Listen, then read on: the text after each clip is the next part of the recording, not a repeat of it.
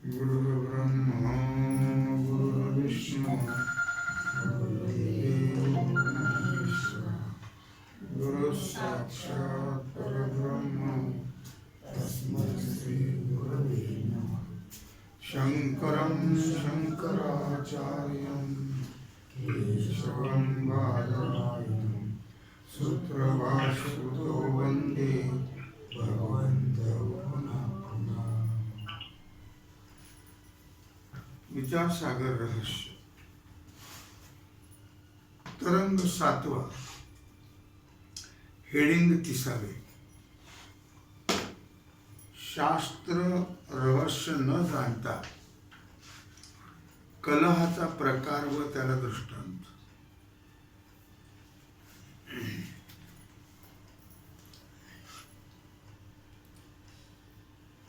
हे शास्त्र रहस्य न समजता मंद बुद्धी पुरुष त्या त्या आकाराच्या ठिकाणीच उपासनेचा आग्रह करून परस्पर विनाकारण भांडत बसतात। कुठे देव मानायचं बसायचं, तो त्यांचा कलह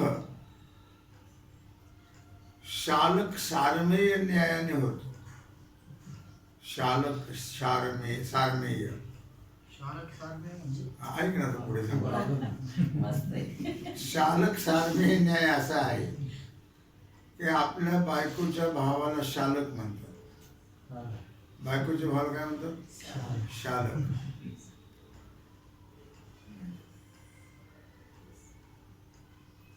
कुत्र्याला सारमेय म्हणतात। दृष्टांतास न्याय म्हणतात। शालक सारमेय न्याय। एका पुरुषाच्या शालकाचं नाव होतं उत्फालक आणि शालकाच्या शत्रूचं नाव होतं धावक। मग त्या पुरुषाच्या घरच्या कुत्र्याचं नाव शालकाच्या शत्रूच्या नावाप्रमाणे धावक असं होतं आणि शेजारच्या घरच्या कुत्र्याचं नाव शालकाच्या नावाप्रमाणे उत्फालक असं होतं। पण त्या पुरुषाची स्त्री प्रथमच पतीच्या घरी आली असता पहिल्यांदाच दोन्ही कुत्री आपसात भांडू लागली। तेव्हा ती स्त्रीचा पती व इतर घरातली माणसं उत्फालक जो शेजारचा कुत्रा त्याला शिव्या देऊन आपल्या धावकाची म्हणजे घरच्या कुत्र्याची स्तुती करू लागली। तेव्हा त्या स्त्रीला अशी भ्रांती निर्माण झाली की हे सर्व लोक उत्पादकाला म्हणजे आपल्या भावालाच शिव्या देतात। तिला माहितीच नाही कुत्र्याचं नाव आहे आणि याचा शत्रू जो धावक त्याची स्तुती करतात। या भ्रमाने ती आपल्या पतीजवळ दुःख करू लागली। उत्फालक आणि धावक ही कुत्र्याचे नाव आहे असं ज्ञान नसल्यामुळे समान नावाच्या भ्रमाने त्या स्त्रीला जसे क्लेश झाले, दुःख झाले, तसं वैष्णव ग्रंथामध्ये शिवादी नामाने कार्यब्रह्माची निंदा केलेली आहे। हे रहस्य न समजता शिवोपासक दुःखी होतात। तसं शिवपुराणामध्ये विष्णूच्या नामाने कार्यब्रह्माची निंदा केलेली आहे। हे न समजता विष्णू वैष्णव दुःखी होतात। वास्तविक सर्व पुराणांचा अभिप्राय असा आहे की माया विशिष्ट चैतन्य कारण ब्रह्म उपास्य आहे आणि मायाकृत कार्यब्रह्म त्याज्य आहे।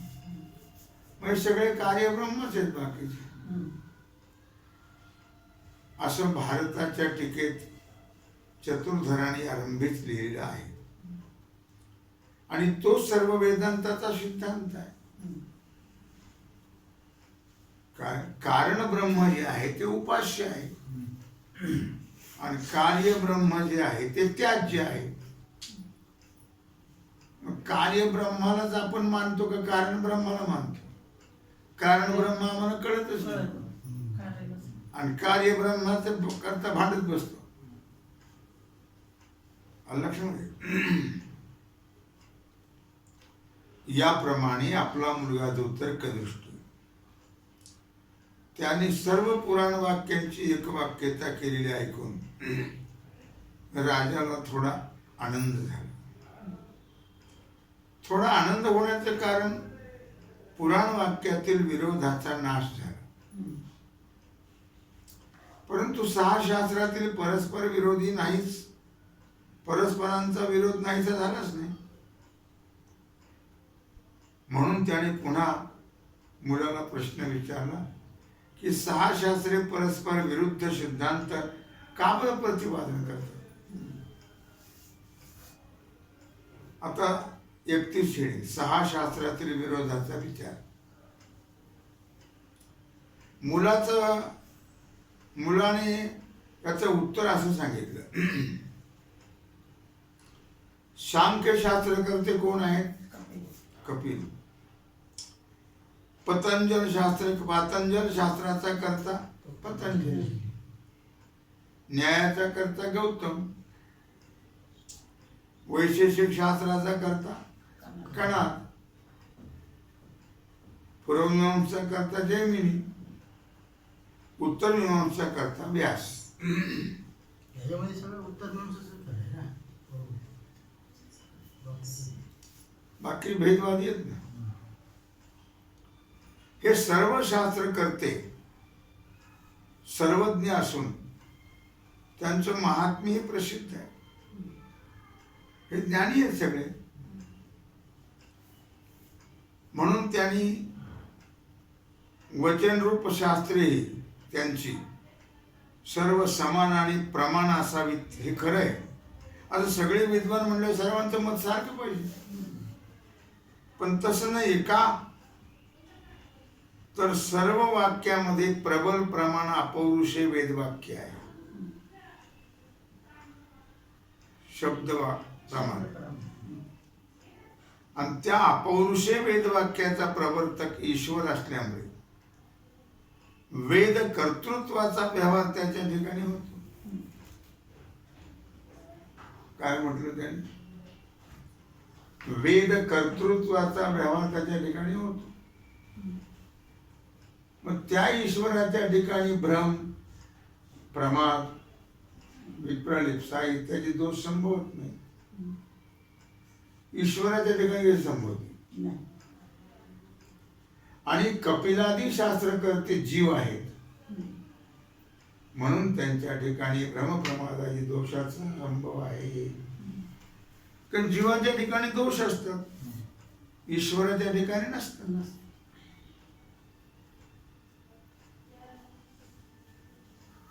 शास्त्रकारही सर्वज्ञच आहेत, तथापि योग महात्म्याने त्यांना सर्वज्ञता प्राप्त झालेली आहे.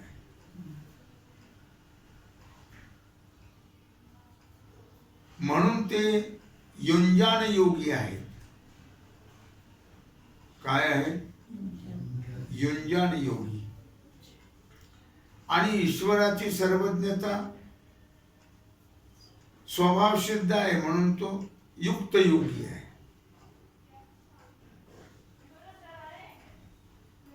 ज्याला चिंतनाने पदार्थाचं ज्ञान होत तो युंजान योगी. शास्त्र सगळे शास्त्र करते युंजान योगी आहे.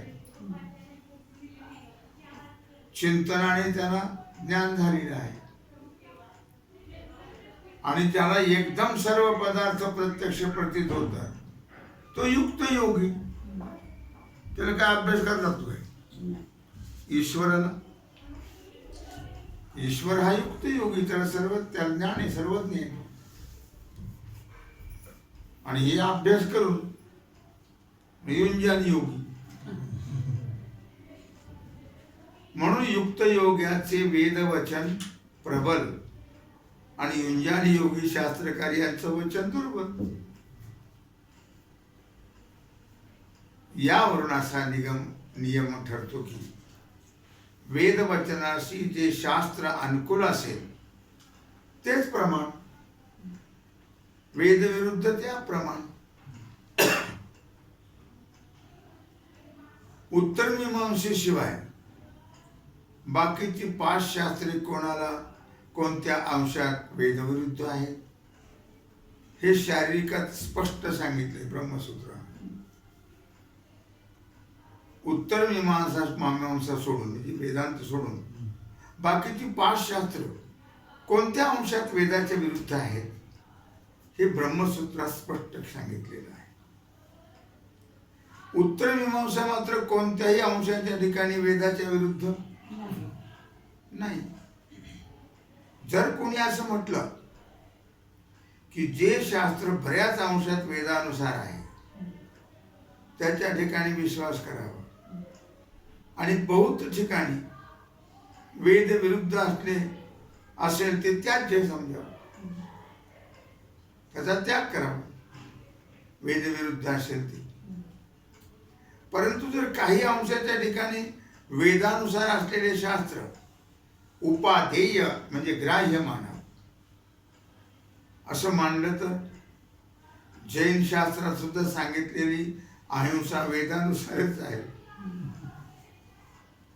मग त्यालाही ग्राह्य मानलं पाहिजे. काय कोण्याही जीवाचा नघड मत्सर, परंतु ते त्याज्य आहे. जैन शास्त्र नास्तिक येते, तर त्या 6 शास्त्रापैकी येते दिगंबर. जरी सुगत बुद्ध ईश्वरावतार आहेत तरी तो विप्रलिप्सा निमित्तच झालेला आहे, म्हणून त्यांचं वचन सर्वथा अप्रमाण आहे. लबाडीच का दुसऱ्याला ठकवणं त्याला विपरीत फसवणं. आता 32 शेडिंग. उत्तर मीमांसात सर्वश्रेष्ठ आहे. हे बाकीचे 5 शास्त्र जे आहेत ते द्वैतवादी आहेत आणि उत्तर मीमांसा मात्र सर्वश्रेष्ठ आहे. ते वेद प्रामाण्य मानणारे आहेत. उत्तर मीमांसा मात्र सर्वतोपरी वेदानुसारच वागतात सांगतात ते, म्हणून तीच मुमुक्षुला ग्राह्य आहे.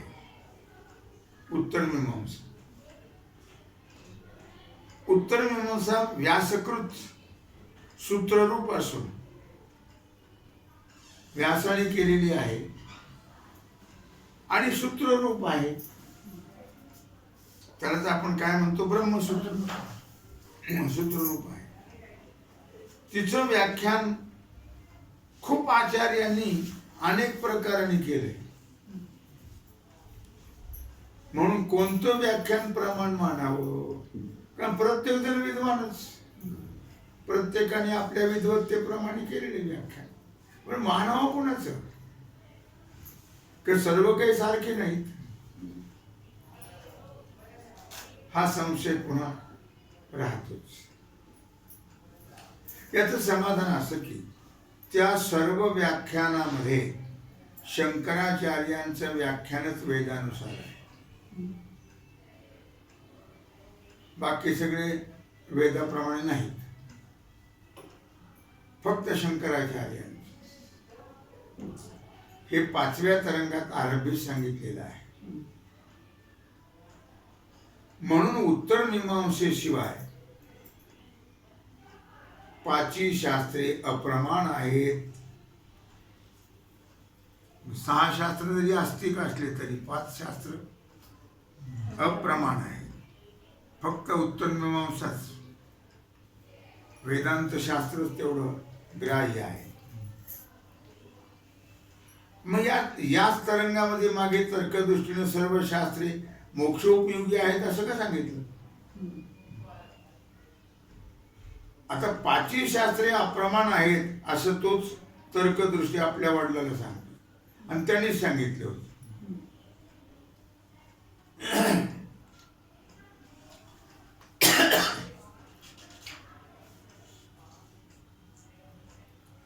हे कसं काय? याचं उत्तर असं आहे, सारगाही दृष्टीनं सर्व शास्त्र मोक्ष उपयोगी आहेत असं सांगितलं. त्याचा सारांश घेतला तर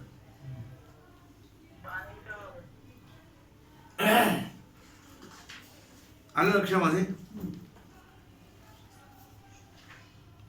शास्त्राचा जर सारांश पाहिला तर त्या दृष्टीने जर ते ग्राह्य आहे.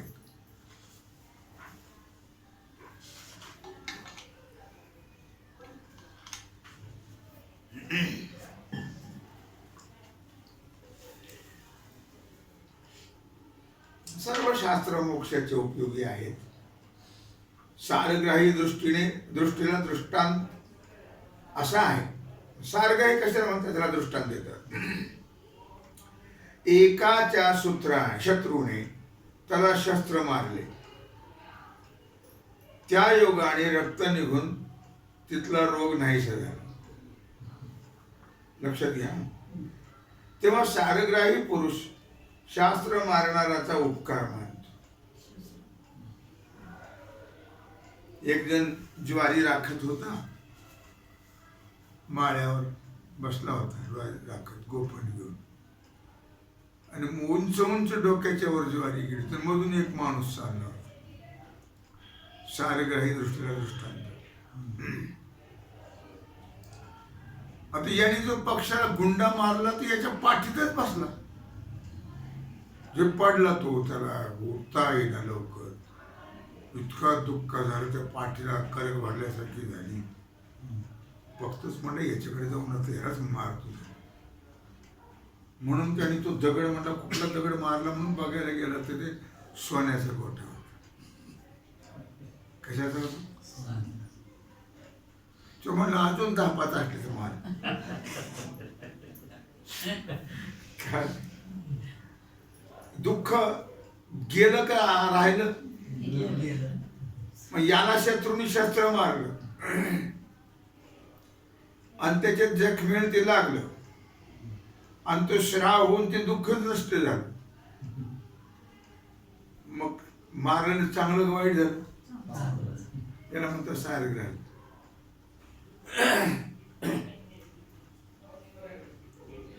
अर्थात तेव्हा सारग्राही पुरुष शस्त्र मारणाराचा उपकार मानतो. वा वा वा, फार चांगलं झालं. त्यांनी काय चांगले भावनेने मारत होतं का?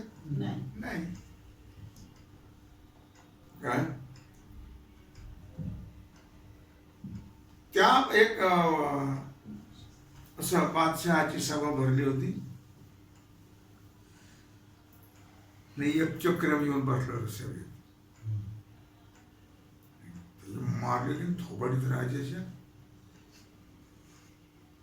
तिथे मुकुटच पडला खाली. आता याला मारतील का ठेवतील? त्या मुकुटात केव्हा सर्प जाऊन बसला होता कोणाच ठाऊक. ते मुकुट पडलं होतं, सर्प निघून गेलं. वा वा म्हणले, त्याचे उपकार नाही. त्याला काहीतरी बक्षीस द्या, एखाद 2 गाव. त्याने चांगलं हेटून मारलं तुला, पण राजाचं मरण टळलं ना, मग त्याचे उपकार झाले. हे सारग्राही म्हणते. तसं अन्य शास्त्राने कोणत्याही प्रकाराने अंतकरण शुद्धी आणि निश्चलता झाली असता पुरुष संसारापासून निवृत्त होऊ. काय कुठल्या का शास्त्राने होईना आणि कोणत्या का प्रकाराने होईना, पण तो संसारापासून निवृत्त होऊन जर वेदानुसार निश्चय करेल तर त्याला मोक्ष प्राप्त होईल. आणि सर्वथैव त्या शास्त्राच्या ठिकाणी प्रामाण्य मानेल तो. वा वा वा, शास्त्राचे उपकार झाले, त्याच्यामुळे माझा संसार सुटला. सुटण्याला महत्व आहे का? शास्त्र काय सांगण्याला महत्व नाही. तर अंध गोलांगून न्याय, त्याला एक न्याय आहे, अंध गोलांगून न्याय. या न्यायाने त्याला अनर्थाचीच प्राप्ती होईल. काय म्हणून सर्व शास्त्रे टाकून अद्वैत व्याख्यान रूप उत्तर मीमांसाच मुमुक्षुला ग्राह्य आहे. बाकीच्या सर्व शास्त्राचा विचार करायचा नाही असं तर्कदृष्टीनं आता सांगितलं. आता गोधांगुल न्याय गुलांगुल न्याय याने मुमुक्षुला अनर्थ प्राप्ती कशी होईल हो ते सांगतात. अंध गोलांगुल न्याय एका राजपुत्राला 33 हेडिंग आहे. अंध गोलांगुल न्याय सांगतो. एका राजपुत्राला चोराने वनात नेलं आणि त्याचे सर्व दागिने काढून घेतले, त्याचे डोळे फोडले आणि त्याला सोडून दिले. तो आंधळा झालेला राजपुत्र रडू लागला. मग त्याला कोणी एका निर्दयी पुरुष भेटला. त्याने उन्मत्त बैलाचं शेपटी पकडायला सांगितलं. बळकट धरून ठेव, सोडू नकोस, मग तो आपल्या घरी जाशील. दुष्ट माणसाने सांगितलं. मग त्याच्या वचनावर विश्वास ठेवल्यामुळे तो बालक दुःख बघून संपला. आता ते बैल पळत राहिलं, ते आंधळा बिचारा, आणि त्या आपटून झटून गेलं. तसं ही स्त्रीधन पुत्रादी कुचोर मंडळी आहे. आम्ही म्हटल्यावर राग येतो लोक. विचार सागर सांगतोय श्रीधन पुत्रादी काय आहे ते फक्त आपल्या जे गबाळ आहे त्याचेच मालक. आपलं नाही कोणी विचारपूस करत. ते त्याच्या करताय सर्व. का पुत्र बंधू कांता संपत्तीची. पुरुषाचे विवेक रूपी डोळे फोडतात ते. परमार्थ आहे ना. काय म्हातारा झाला का? चालला आता तू विचार सागर शिकायला. काम धंदा सोडला. याला म्हणतात विचार रूपी डोळं फोडणं आणि त्याला आंधळ करणं आपल्यासारखं. आणि त्याला संसार वनात सोडून देतात. त्याला विवेक त्याचा नष्ट करून त्याला संसार, अरे संसार कर का म्हातारा झाला काय चाललं एवढं. त्याला अगोदरच आवड कमी असती. याने सांगितलं पुन्हा फोडणी बसते त्या. मग तिथं भेदवादी निर्दय वंचक अन्य शास्त्र सिद्धांतात आग्रह करून असं सांगतात की आमचा उपदेशच तुला परमसुख प्राप्त करून देईल. हा उपदेश तू सोडू नकोस. त्या वाक्याच्या ठिकाणी विश्वास करणाऱ्या विवेकहीन मंद बुद्धी पुरुषाला परमसौख्य तर प्राप्त होतच नाही. उलट जन्म मरण रूपी सुख दुःखाचा अनुभव करावा लागतो. तो वारकरी संप्रदायाची फाडाफोड जे काही लोक करतात की नाही, पुष्कळ आता अलीकडे पंथ निर्माण झाले. मग त्यातले काही लोक आपला पंथ वाढण्याचा पंथ, वारकरी पंथ नष्ट होत नसतो, कारण तो मूळ पुरुषापासून चालत आलाय. आदिनाथ गुरु सकळ सिद्धांत. आदिनाथ उमा बीज प्रकटले भगवान शंकरापासून. यांना असं वाटतं किंवा आपल्या सांगितल्याने लोक आपल्याकडे वळतील आणि त्यांचं कमी होईल. ते कमी होत नसतं, वाढत जातं. ते म्हणतात वारकरी सांगताय लोकांना काय कळत नाही. आम्ही सांगतो तसं ऐका म्हणजे देव भेटेल तुम्हाला. भोळी भाबडी माणूस त्यांच्या मागे पडतात. आणि शेवटी O B Gaya A B गया. तेलही गेलं आणि तुपही गेलं. हाती धुपटणार असं होतं. म्हणून भेद प्रतिपादक अन्य शास्त्रे सर्व थैव त्याज्य आहेत. हे 5 शास्त्र भेद प्रतिपादक आहेत, भेदाचं प्रतिपादक आहे. म्हणून बाकी त्याचा विचार करायचा ते त्याज्य आहेत आणि एकच वेदांत शास्त्र ग्राह्य आहे. अशा प्रकारे 34 हेडिंग ब्रह्मविद्येचा प्रभाव.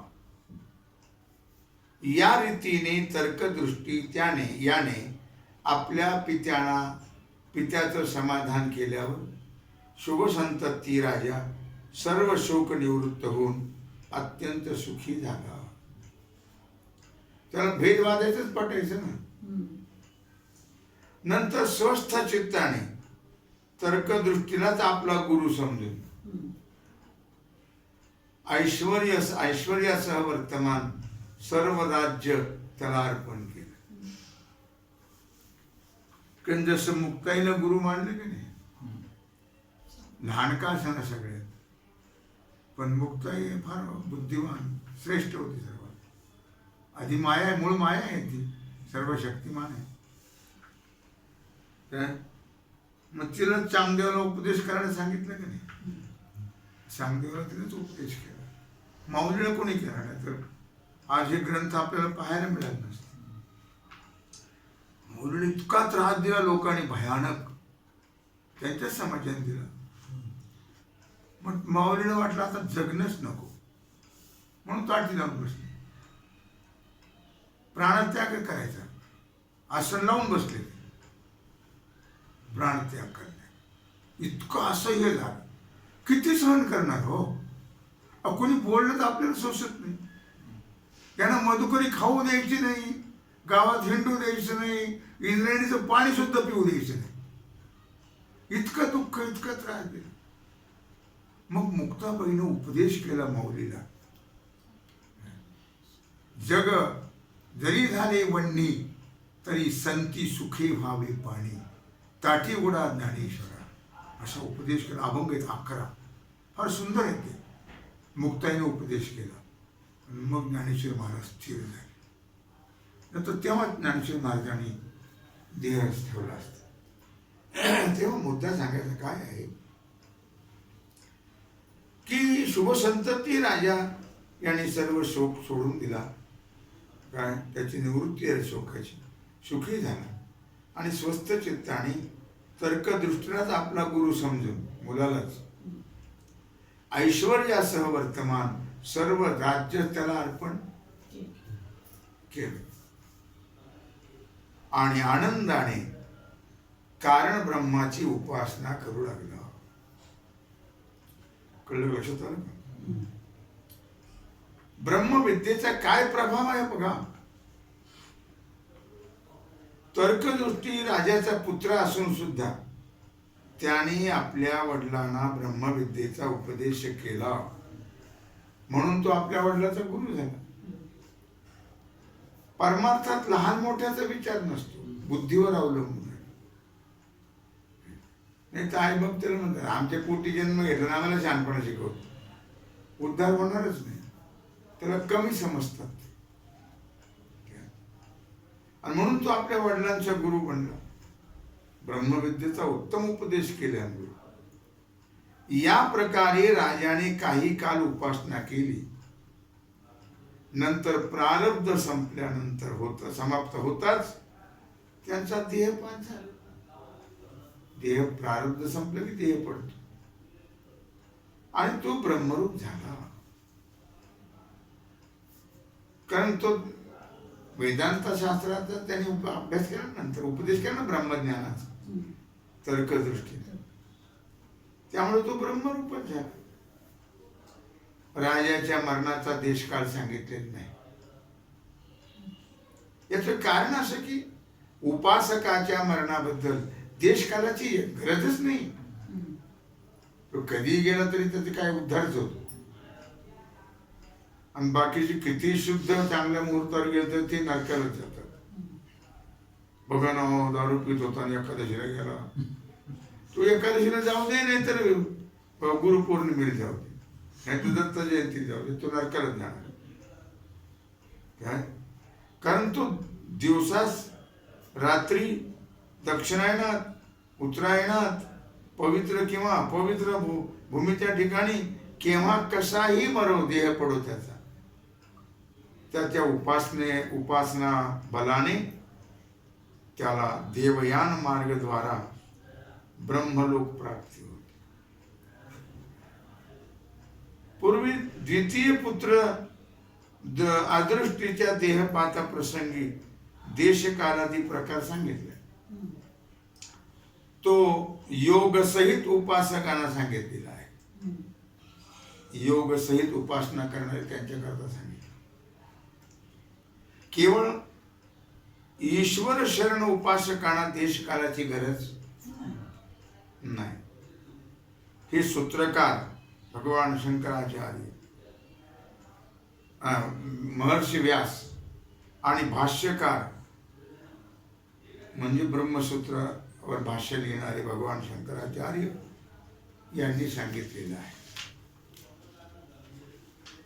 या प्रमाणे राजाच्या देहपातानंतर तर्कदृष्टीने यत्किंचितही संग लागू दिला नाही.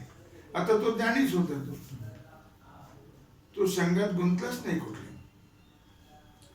दृढ ब्रह्मात्म बोधाने यथाविधी राज्याचं पालन केले. प्रारब्ध समाप्तीनंतर त्याचा देहपात होऊन तोही ब्रह्मरूप झाला. नंतर विधियुक्त त्याच्या देहाचं रक्षा झाली. हेडिंग 35. अशा प्रकारे आपण शास्त्रकाराचं काय मत आहे आणि वेदांत शास्त्र काय म्हणते याचा विचार आतापर्यंत केलेला आहे. तरंग संपत आलेला आहे. तेव्हा झालेली सेवा भगवत चरणी समर्पित करून राहिलेला जो सेवेचा भाग आहे तो आपण उद्या पाहू. कुंडली कवरली हर विठ्ठल श्री ज्ञानदेव तुकाराम पंढरीनाथ भगवान की जय.